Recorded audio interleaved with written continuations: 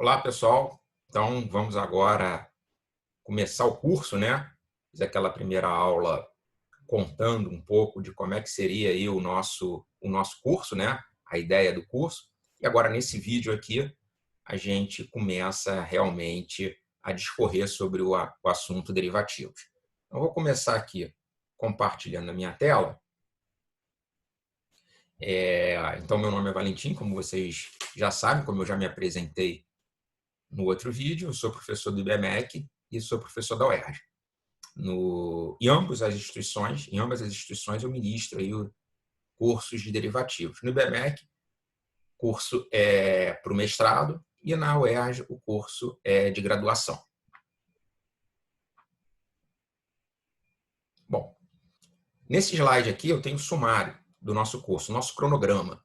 Tá? A gente vai seguir esse cronograma aqui ao longo aí de todas as aulas. Eu vou começar falando o que é um derivativo, né? Importante apresentar o conceito, né, de derivativo, o que a gente vai estudar.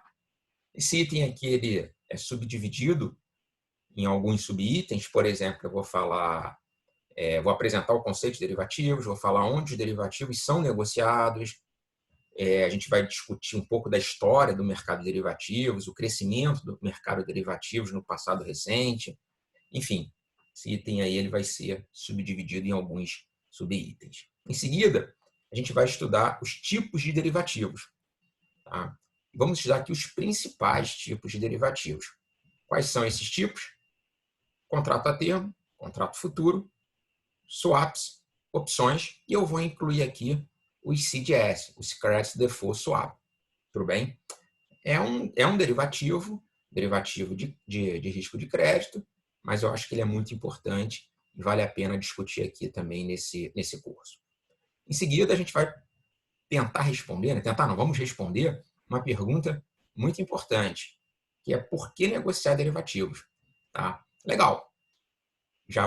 Nesse ponto, a gente já vai saber o que é um derivativo, já vamos conhecer os principais tipos de derivativos, mas a pergunta importante é por que a gente negocia isso? Por que isso tem uma importância econômica? Quais são as vantagens de existir um mercado de derivativos? Tudo isso a gente vai discutir nesse tópico. Em seguida, a gente passa para o pricing de derivativos, tá? Para o apressamento de derivativos. Asset pricing é um campo em finanças de muita pesquisa, muito estudo. Tá? Existem diversos artigos, existem livros tratando apenas do assunto asset pricing. Tá? Longe da minha pretensão de apresentar aqui uma introdução sobre a asset price. Não é esse o meu objetivo. Meu objetivo é apenas apresentar algumas técnicas de asset price que são muito úteis para se calcular o preço de um derivativo. Tá? De modo geral, o preço de um ativo ou de qualquer bem na economia ele resulta de condições de equilíbrio. Eu vou comentar isso com vocês. Só que as condições de equilíbrio, elas, do ponto de vista prático, são muito difíceis de serem implementadas. Felizmente, existem alguns atalhos e esses atalhos se adequam perfeitamente ao mercado de derivativos. E nós vamos estudar justamente esses atalhos. Vamos fazer o pricing de um contrato derivativo de uma maneira muito inteligente, muito interessante usando esses atalhos. Tudo bem? Depois, para finalizar aí o nosso curso, eu vou falar um pouquinho de aplicações. Quais são as aplicações que eu vou discorrer aqui, que a gente vai estudar? A gente vai ver que a partir do preço de mercado de um derivativo, a gente consegue estimar a distribuição de probabilidade do preço do ativo subjacente no futuro. Isso é muito legal. A gente vai ver que usando o CDS, a gente consegue estimar, calcular a probabilidade de default, a probabilidade de calote, por exemplo, de um país ou de uma grande empresa. A gente vai ver que o derivativo nos permite calcular o que se chama de volatilidade implícita. E essa volatilidade implícita, ela dá uma medida de risco, né? Uma medida de quão nervoso o mercado está. Então, tudo isso a gente vai ver nesse tópico de aplicações. Nós vamos ver também que, a partir de derivativos, derivativos de juros, contratos futuros de juros, a gente consegue construir curvas de juros, tá bom? Mas, enfim, vamos então agora aí passar aqui para o primeiro assunto, né? Que é responder o que é um derivativo, tá? Então, aqui nesse primeiro item, eu coloco a definição. Definição aí usual, mais comum que você encontra procurando no Google, se você botar essa pergunta no Google, que é um derivativo, ou em alguns livros textos, a definição que você vai encontrar é algo bem semelhante ao que está aqui nesse primeiro item. Derivativo é um ativo cujo seu payoff, o que é o payoff? Seu pagamento, seu valor numa data futura, depende, ou se você quiser usar o radical da palavra, deriva, do valor de mercado de um outro ativo. E esse outro ativo é chamado de ativo objeto ou ativo subjacente ao derivativo. Tudo bem? Essa definição é bem ampla. Tá? A gente pode imaginar aí diversos derivativos. Por exemplo, eu posso imaginar um derivativo cujo payoff daqui a um ano vai ser o dobro da ação de Petrobras daqui a um ano. Isso é um derivativo? É. Por quê? Porque esse contrato, o payoff que ele vai me pagar daqui a um ano vai ser o dobro da cotação de Petrobras. Então, digamos que daqui a um ano a ação de Petrobras está valendo 25. Este derivativo vai me pagar quanto? Vai valer quanto? 50. Evidentemente que esse derivativo não tem muita utilidade, né? Porque ele é equivalente a operar, a tradar na ação de Petrobras. Basta que você tome uma posição duas vezes, né? A posição na ação de Petrobras tem que ser duas vezes a posição nesse derivativo. Aí você vai obter o mesmo payoff. Tá? Então serve para ilustrar o conceito, né? Para que aqui o payoff do derivativo, de fato, é uma função do preço do ativo objeto, tá? Mas não tem muita utilidade prática um derivativo como este. O que a gente vai estudar são outros tipos de derivativos em que a função que relaciona o payoff do derivativo com o preço do ativo subjacente é um pouquinho diferente dessa função do nosso exemplo. Tá? Não vão ser funções muito complicadas, não. Tá? São funções bem simples, funções matemáticas bem simples. Mas não vai ser igual esse caso aqui que eu dei como exemplo, porque não tem muita utilidade ter esse tipo de derivativo no mercado. Afinal de contas, ele é completamente equivalente à ação de Petrobras.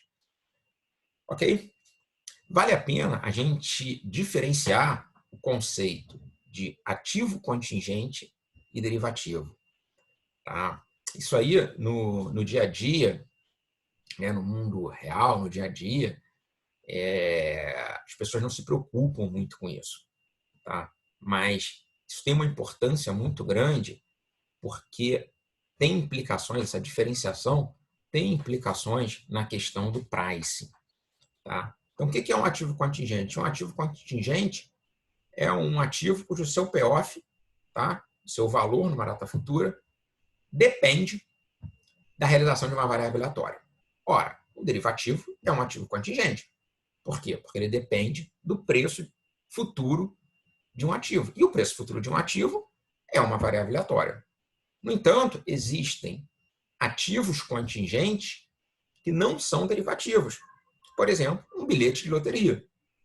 Um bilhete de loteria, ele depende, o payoff dele, o valor dele, no futuro, vai depender de quê? Vai depender da realização de uma variável aleatória, tá? Que são os números que vão ser sorteados naquela loteria. Então, você comprou um bilhete, né? Você fez uma aposta, comprou um bilhete de loteria. Vamos supor que o sorteio seja daqui a uma semana. Aí daqui a uma semana tem um sorteio. Esse teu bilhete vai valer quanto? Depende dos números sorteados. Se você acertar os números sorteados, esse bilhete vale o quê? Vale o prêmio da loteria. Se você errar, ele vale zero. Amassa e joga fora. Tudo bem? Então, isso é um ativo contingente. Tá? Porém, não é um derivativo. Por quê? Porque o sorteio, o bilhete de loteria, não é um ativo negociado no mercado. Tá? Essa variável aleatória, os números que vão ser sorteados, não é um ativo negociado no mercado.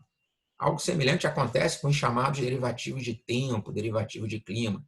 Então, no mundo aí real, né, pessoal de finanças, pessoal que opera, chama de derivativos de tempo e derivativos de clima. Tá? O que é isso? É um ativo cujo payoff depende da realização de algum índice climático, por exemplo, o índice pluviométrico numa certa cidade. Tá? Você não sabe, isso é uma variável aleatória. Eu não sei quanto que vai chover na cidade de Londrina durante o próximo ano, isso é uma variável aleatória.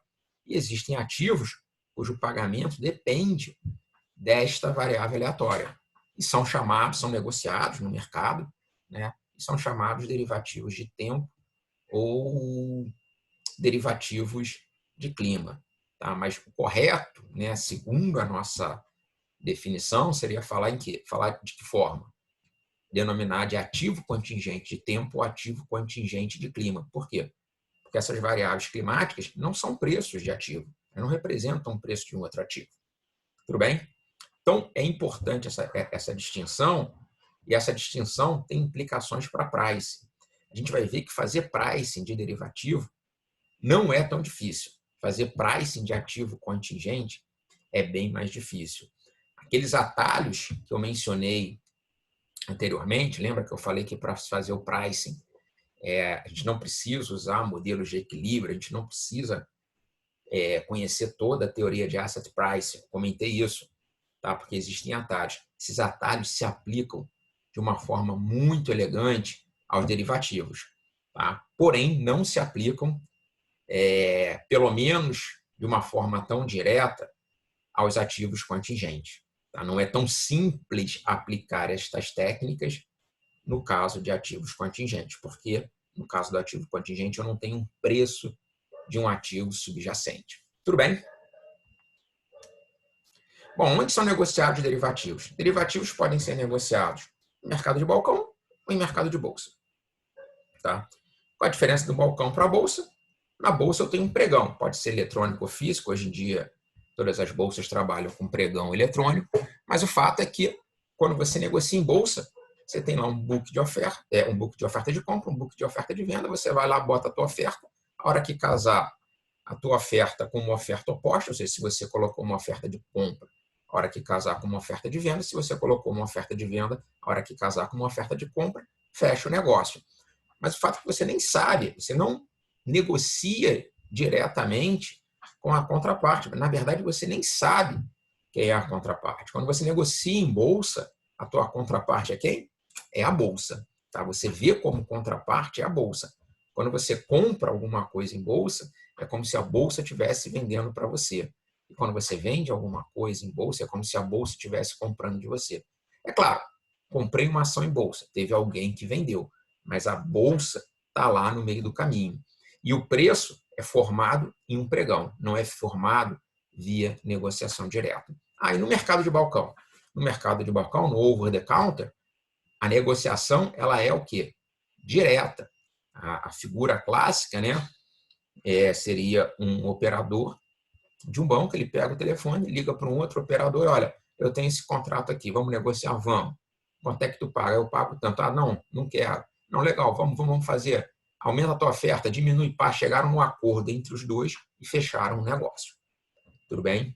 Essa é a negociação clássica aí do mercado de balcão. Quando a gente negocia no balcão, tem algumas vantagens. Primeiro, os custos são menores. A bolsa impõe custos, né, emolumentos, corretagens, enfim, e o balcão tem uma estrutura de custos menor. Tá?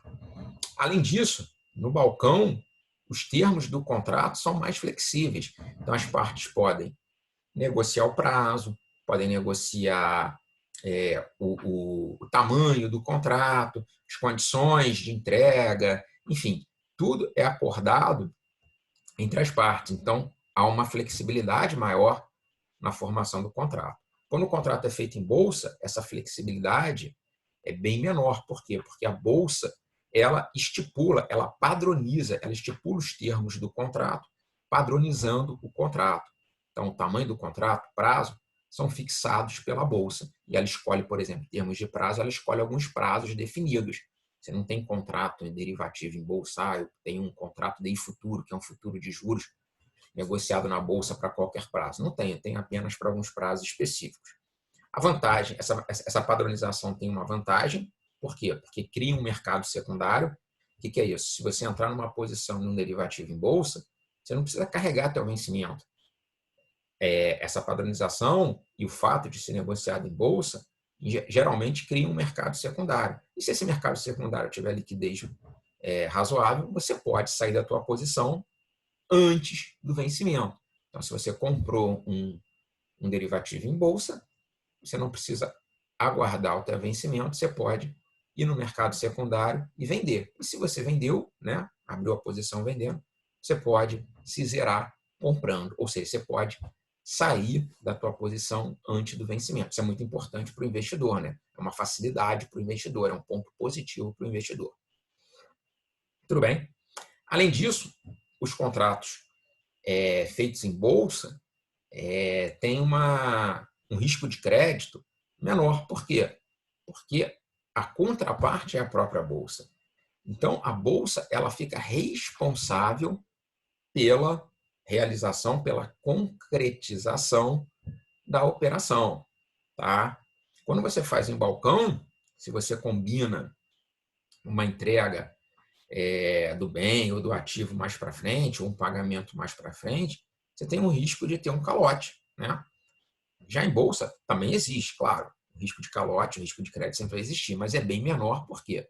Porque você está trabalhando com a bolsa, que é uma instituição sólida, uma instituição que é supervisionada por órgãos reguladores, enfim. Então, o fato de você negociar em bolsa, há uma diminuição do risco de crédito do contrato. Além disso, a bolsa, para alguns derivativos, ela lança a mão da marcação a mercado, dos ajustes diários, que é como se ela realizasse, né, a liquidação do contrato diariamente. Ela vai pagando, né, os pagamentos vão sendo feitos diariamente. Isso também diminui o risco de crédito. Por quê? Porque se houver um calote, esse calote vai ser em quê? Vai ser uma variação diária. Em geral, é bem menor do que uma variação num período de tempo muito longo. Tá? Então, a marcação a mercado, os ajustes diários, que estão presentes em alguns contratos negociados em bolsa, não em todos, mas em alguns, diminui o risco de crédito. A gente vai ver como é que é feita essa marcação a mercado em mais detalhes. Tudo bem? Só que acontece uma coisa interessante, né? Como o mercado de balcão ele tem maior flexibilidade e também tem uma regulação menor, né? Não há tanta supervisão dos órgãos reguladores em relação ao mercado de balcão, e além disso tem menos custos, né? Ele é bem maior, em termos mundial, né? Ele é bem maior do que o mercado de bolsa. Então, tem alguns dados aqui, só para a gente ter a noção desses números. Uma reportagem da revista The Economist, de 2011, estimava aí que o mercado de balcão de derivativos era de 700 trilhões de dólares, enquanto que o mercado de bolsa era de apenas, não apenas é brincadeira, né? Mas, enfim, bem menor, né, do que o mercado de balcão, 83 trilhões.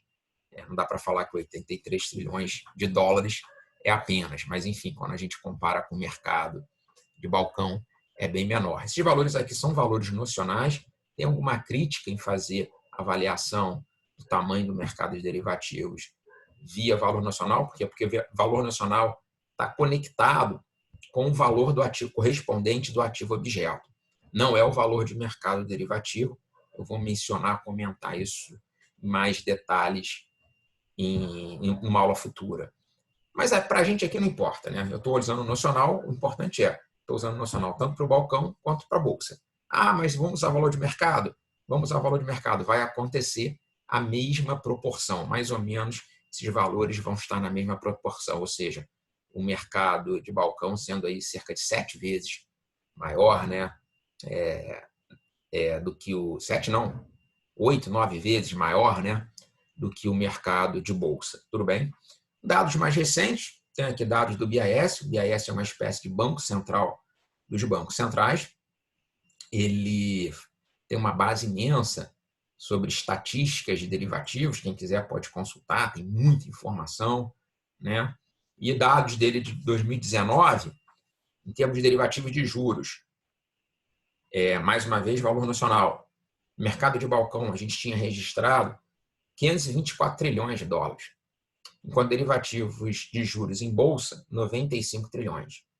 Há derivativos de moeda, dólar, euro, enfim, quase 100 trilhões no mercado, quase 100 trilhões de dólares no mercado de balcão e menos de 1 trilhão, né? Menos de meio trilhão no mercado de bolsa. Enfim, com esses números aí a gente consegue ver que o mercado de balcão ele é bem maior do que o mercado de bolsa. O mercado de derivativos no balcão é bem maior do que o mercado de derivativos de bolsa. No Brasil, a gente tem a B3. A B3 é hoje praticamente a única bolsa, né, no Brasil. Ela foi formada aí em 2017 pela fusão da BMF Bovespa com a CETIP. Então, a BMF Bovespa, por sua vez, foi formada em 2008 pela fusão da Bovespa com a BMF, tá? Então, uma série de fusões aí até a gente chegar na B3. Aqui tem o site da B3. B3 aí significa Brasil, né? São 3 Bs. Então, o primeiro B de Brasil, o segundo B de Bolsa e o terceiro B de Balcão, tá? Até 2008, a gente tinha a Bolsa de São Paulo, a Bovespa, e a BMF. A BMF era concentrada em commodities, em derivativos de juros, de câmbio, de moedas, enfim. E a Bovespa era focada aí no mercado de renda variável, no mercado de ações. Então, negociava ações à vista e derivativos de ações. Tá? Em 2008, elas se juntaram e em 2007 ocorreu a fusão da BMF Bovespa com a CETIP. A CETIP não era uma bolsa, a CETIP era uma central de custódia, ou seja, era uma entidade onde operações podiam ser registradas. Tá? Então, a gente vai ver que mesmo as operações de derivativos negociadas no balcão, no mercado de balcão, devem ser registradas em alguma câmara de custódia. E a CETIP funcionava, né, exatamente como uma câmara de custódia. Então, contratos derivativos registrados no mercado de balcão podiam ser registrados na CETIP até 2017 ou na própria BMF Bovespa. A BMF Bovespa também possui o serviço de custódia e de compensação para registro de operações derivativas. Tá? Mas em 2017 elas se juntaram e hoje praticamente formam aí a única bolsa do Brasil. Aqui tem um ranking, né, das maiores bolsas do mundo. Esse ranking aqui é formado pelo número de contratos, então pode ser uma medida não muito boa, né, porque uma bolsa pode ter contratos com um valor muito pequeno e aí ter um volume muito grande de número de contratos, enquanto outra bolsa tem contratos com valores muito altos e acaba tendo uma baixa negociação, um baixo número de contratos negociados. Mas, enfim, isso não importa muito aqui para a gente, né? A gente não está preocupado em ser preciso nessa questão do ranking, mas dá para ver aqui que, com dados de 2018, a B3 era a terceira maior bolsa do mundo. Tá? A primeira, a Bolsa de Chicago, depois segundo a Bolsa da Índia. Hoje eu acho que a Bolsa da Índia já até passou a Bolsa de Chicago, tá? Mas isso não importa muito para a gente aqui, a posição exata de cada bolsa. O que eu quero mostrar é que a bolsa, a B3, é uma das maiores bolsas do mundo. Tá? E esse ranking aqui muda muito de ano para ano, mas a bolsa brasileira sempre fica entre as 10 maiores. Tá? Seja lá qual for a forma como você faz esse ranking, em geral, a B3 está entre as maiores do mundo. Então, a nossa bolsa tem uma importância mundial significativa. Bom, em relação a essa questão aí de balcão e bolsa, vale a pena mencionar a Lei Dodd-Frank de 2010. Então, o que é isso? Com a crise subprime de 2008, aquela crise que teve grande impacto, né, no mercado financeiro mundial. E o que foi essa crise, mais ou menos? Né?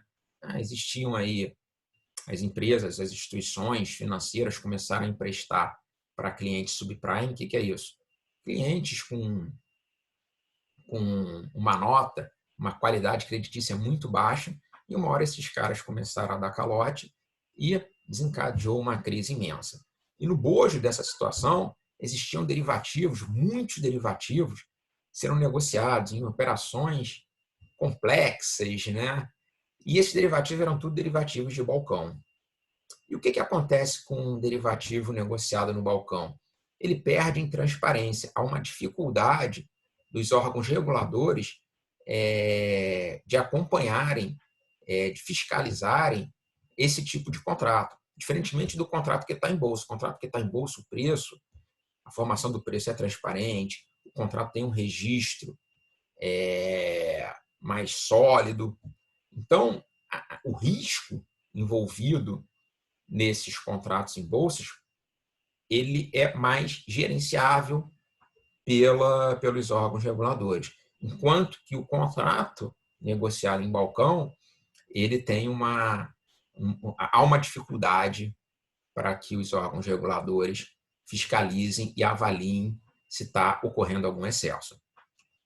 Em função disso, né, e na lei Dodd-Frank, ela é uma lei muito grande, ela tem 2.300 páginas, resultou de uma série de normas, né, para tentar frear alguns excessos, né, do setor financeiro que ocorreu nos Estados Unidos e que quem analisou a crise entendeu que esses excessos foram os culpados pela crise.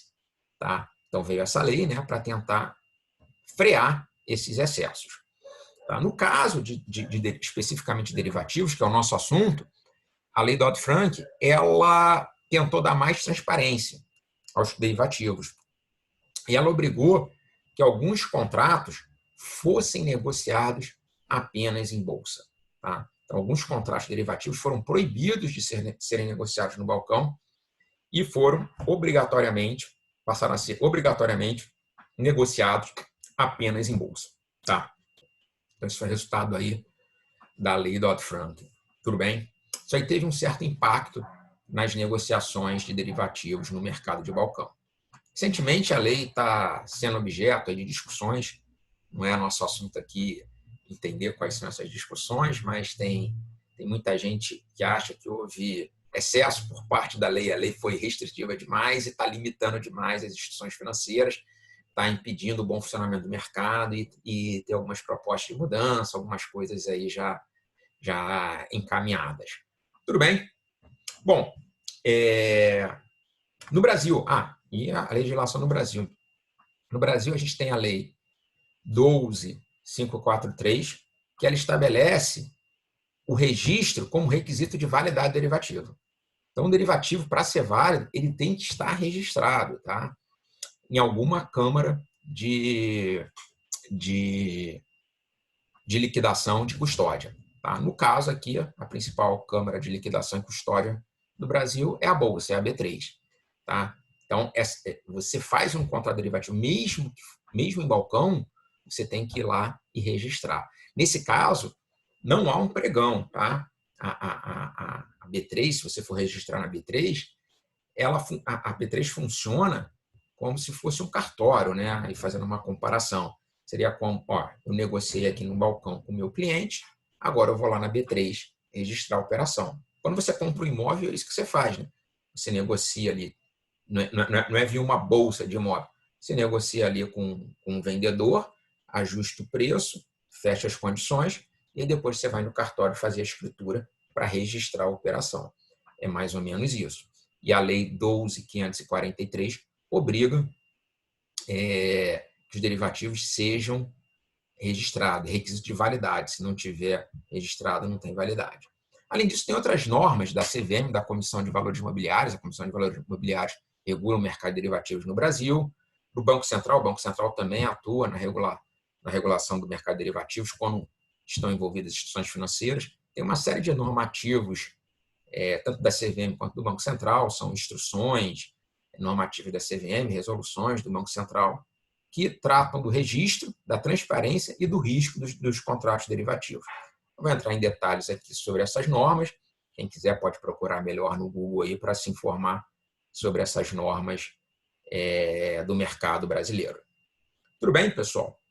Então, nessa primeira aula, vou terminar por aqui. A minha meta é que as aulas tenham aí, cada vídeo, né, tem aí em torno de 30 minutos. Já estou chegando aqui nos 30 minutos.